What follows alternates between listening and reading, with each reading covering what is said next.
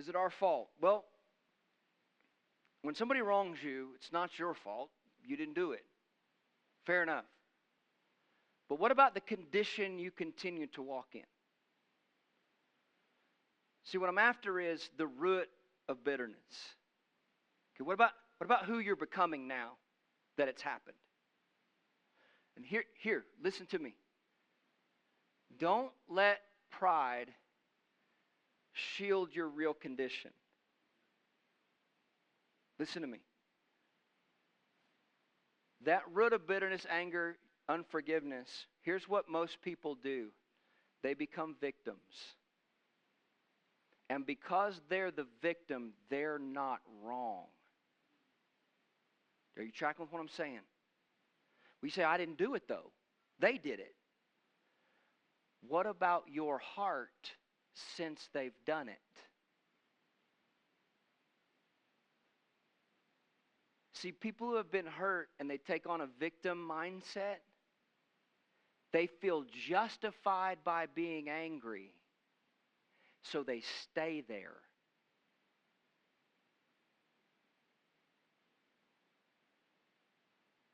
I give you, obviously you feel the weight of that. But just picture the person who's hurt you the most. And now picture letting them off the hook. It's not fair. It's not right.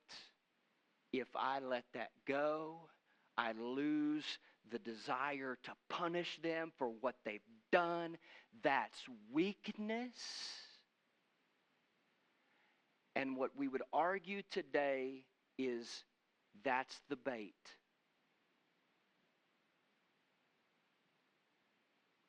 That's the bait. The Greek word for offense is to bait a trap. This is where he gets the book, Bait of Satan. That's the bait, y'all. Being justified in your anger and wanting to spew venom that way, that is the trap that people get locked in. It's the enemy's work, you might say. And we can never get out of it if we're always just the victim.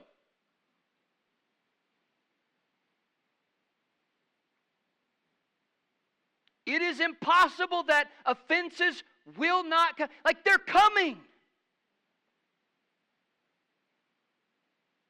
They're coming. They happen.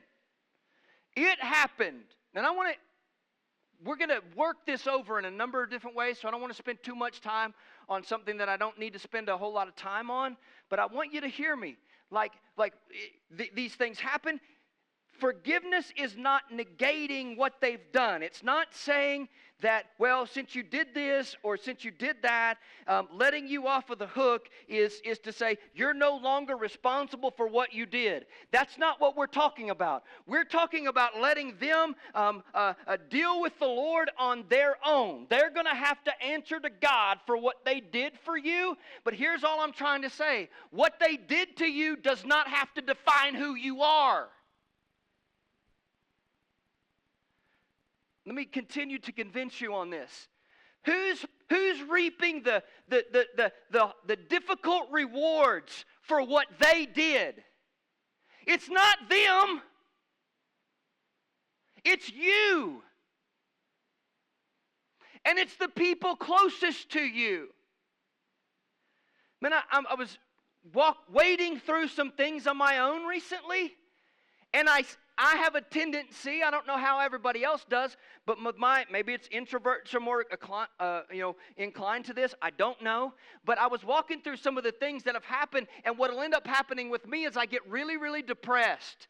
Let me be careful with that word. I get very reserved. I get very down. I don't feel like there's a lot of hope in the future. And listen, and it's generally, or in this particular case, it was over what somebody had done. And then listen, just very clearly, who's paying the penalty for what was done to me?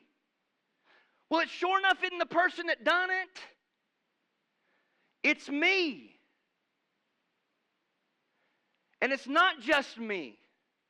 It's Misty who's trying to figure out how to communicate with me.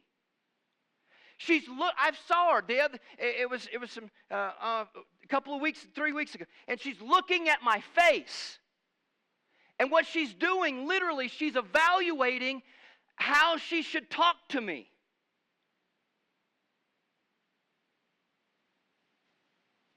That's who's paying.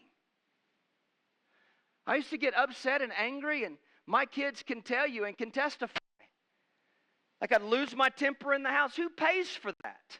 My kids paid for that.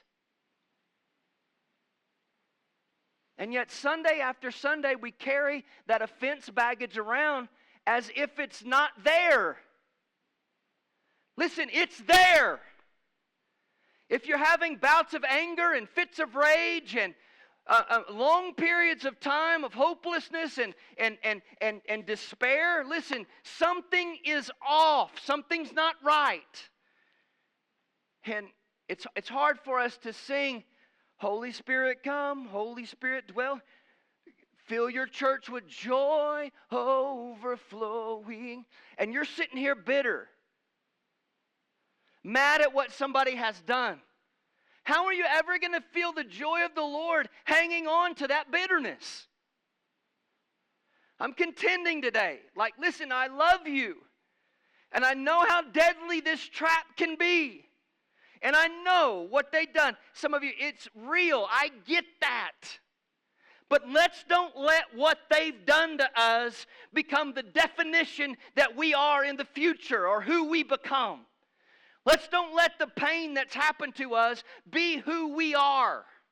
And let that define us.